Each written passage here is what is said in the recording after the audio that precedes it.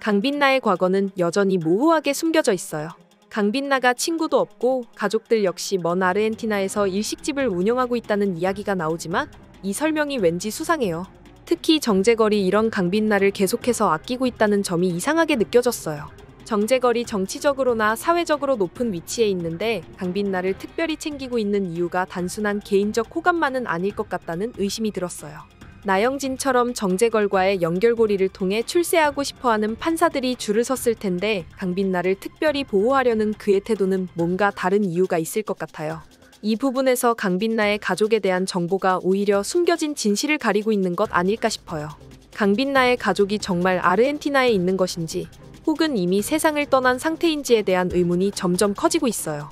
강빈나의 가족이 이미 사망했을 가능성이 있다면 정재걸이 강빈나에게 이렇게 신경을 쓰는 이유는 그들과 관련된 뭔가를 숨기려는 의도가 있을지도 모른다는 생각이 들어요. 강빈나가 어쩌면 자신의 가족에 대한 진실을 알지 못하고 있을 수도 있고 그 비밀이 드러나는 순간 큰 반전이 일어날 가능성도 있어요.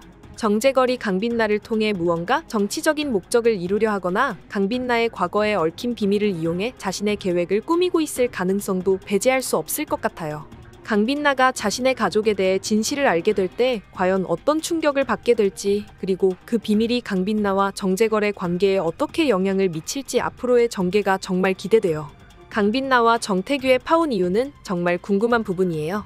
정태규가 강빈나를 찾아와서 더 이상 자신과 가족과 엮이지 말라고 했을 때 정태규가 강빈나를 불편해하는 감정이 분명히 드러났어요. 그런데 강빈나도 지지 않고 정태규에게 맞받아치면서 영감님이나 잘 단속하라는 말을 했던 게 흥미로웠죠. 이는 정재걸이 먼저 강빈나에게 자꾸 접근하고 있다는 것을 의미하는데 이 부분에서 정재걸이 강빈나와의 관계를 끊지 못하는 이유가 단순한 관심이나 보호심이 아니라 더 깊은 비밀을 숨기고 있기 때문일 것 같아요. 강빈나와 정태규가 파혼을 했는데도 불구하고 정재걸이 강빈나를 계속 신경 쓰고 접근하는 이유는 강빈나가 정재걸의 치명적인 비밀을 알고 있기 때문일 가능성이 커 보입니다. 어쩌면 강빈나가 정재걸의 진짜 정체를 알고 있었던 것일 수도 있겠죠. 특히 정재걸이 사탄이나 연쇄살인범 제2일 가능성이 있다는 추측이 점점 더 강해지고 있어요. 정재걸이 단순한 정치가나 사업가가 아니라 악마적인 존재라면 그 비밀이 밝혀지는 순간 큰 위기가 될 수 있기 때문에 정재걸은 강빈나를 감시하고 통제하려는 시도를 하고 있을 거예요. 강빈나가 과거에 정재걸의 정체를 알게 되었거나 그와 관련된 어떤 중요한 기억을 가지고 있었지만 사고 이후로 기억을 잃은 상태일 수도 있어요. 그래서 정재걸은 강빈나가 언제 기억을 되찾을지 몰라 긴장을 늦추지 않고 계속 강빈나를 감시하고 있는 거죠. 정재걸이 강빈나에게 접근하는 이유는 강빈나가 그 비밀을 다시 기억할 것을 두려워하고 그를 통해 자신의 정체가 드러날 위험을 막기 위한 조치일 수 있어요. 이 모든 상황이 강빈나의 기억이 돌아오면서 어떤 폭발적인 결과로 이어질지, 정재걸의 정체가 드러나면 그가 강빈나와 어떤 갈등을 겪게 될지 정말 기대돼요.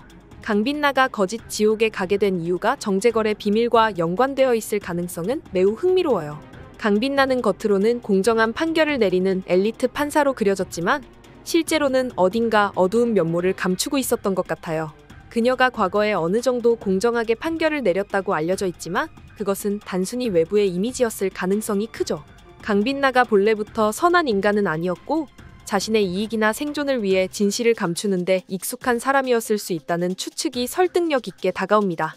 정재걸의 추악한 비밀을 강빈나가 알고 있었고 그 비밀을 덮어주기 위해 거짓말을 했기 때문에 그녀가 거짓 지옥으로 보내졌을 가능성이 커 보여요. 만약 강빈나가 정재걸의 비밀을 알면서도 이를 숨겨주고 그로 인해 죄를 지었다면 결국 거짓 지옥에 떨어진 이유는 그녀의 잘못된 선택에서 비롯된 것이겠죠. 강빈나가 정재걸과 어떤 계약이나 협상을 통해 그의 비밀을 숨겨주었고 이로 인해 정의를 저버린 판결을 내렸다면 그 죄로 인해 거짓 지옥으로 떨어지는 결과를 맞이했을 가능성이 있어요.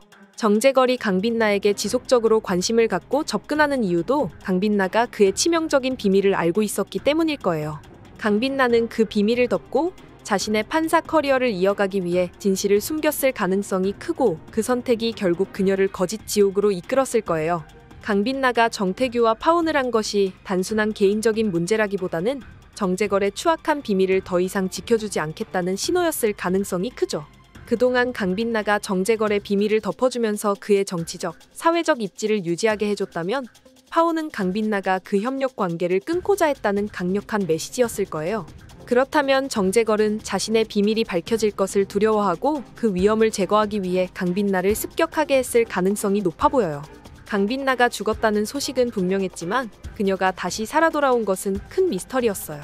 정재걸은 분명히 강빛나가 죽었다고 생각했을 텐데 강빛나가 살아 돌아왔다는 건 정재걸에게도 충격적이었을 거예요.